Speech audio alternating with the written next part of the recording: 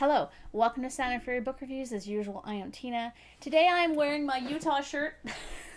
You can't really see it, but I'm wearing my Utah shirt because I'm reviewing World Running Down by Al Hess. This is a book that came out on Valentine's Day this year, 2023.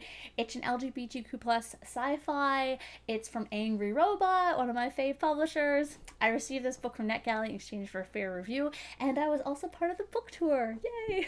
You can check that out on my Instagram. It's Tina's Always Reading, and I basically post pictures of the books that I review on this channel, as well as some more classic sci-fi. And I promise I haven't read a lot of classic sci-fi lately, but I'm going to read a whole bunch more in the spring. I promise. Anyway, thank you to NetGalley and Angry Robot for the e-arc.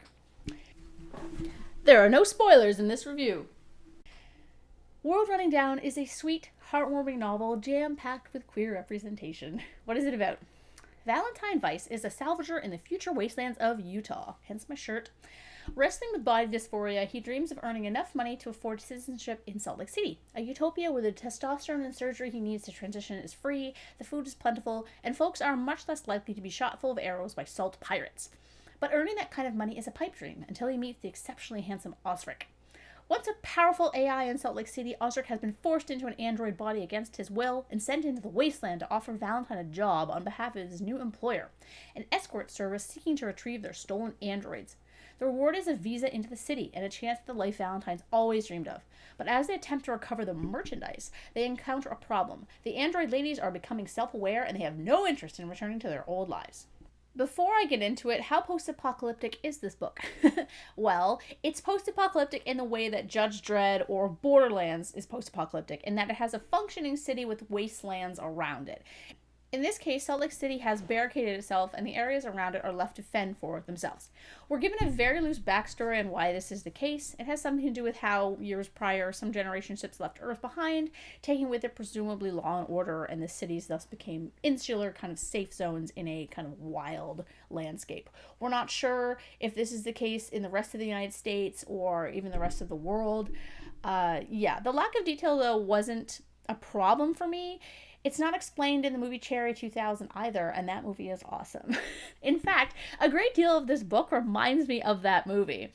It too has insular modern cities surrounded by wasteland. It too deals with androids, though not about AI sentience, and it too has a wasteland mercenary as a main character. Yet that movie is mainly pulp action with a bit of a love story, where this one is mainly love story with a bit of action. As such, this is not so much a post-apocalyptic book with a love story than it is an LGBTQ plus love story with a bit of post-apocalyptic flair, and that's fine because that's what it is marketed as.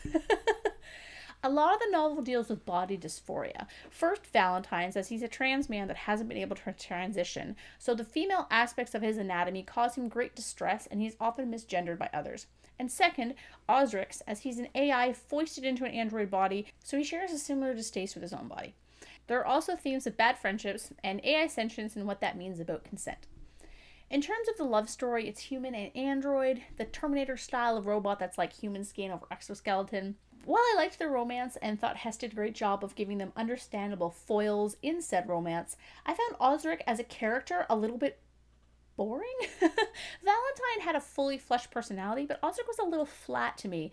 Maybe he's supposed to be, as he even mentions being a boring person at one point, and perhaps he is such to provide a balance for Valentine's often profusion of emotions, an aspect of what I perceived was his neurodivergence. Either way, I think their relationship was fun, sweet, and had good tension. In terms of the story itself, while I was engaged and it moves at a good clip, it doesn't have an overly intricate plot line. My interest was piqued, but I wanted a bit more depth or time with the AI sentient story.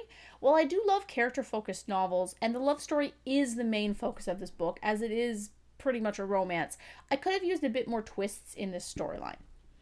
Either way, though, World Running Down is a thoroughly enjoyable and thoughtful read with a cute-as-heck love story, important themes, and a fun setting. I definitely recommend it. And yeah, so thanks for watching, and thank you again to Angry Robot for having me part of the book tour and for the ARC copy.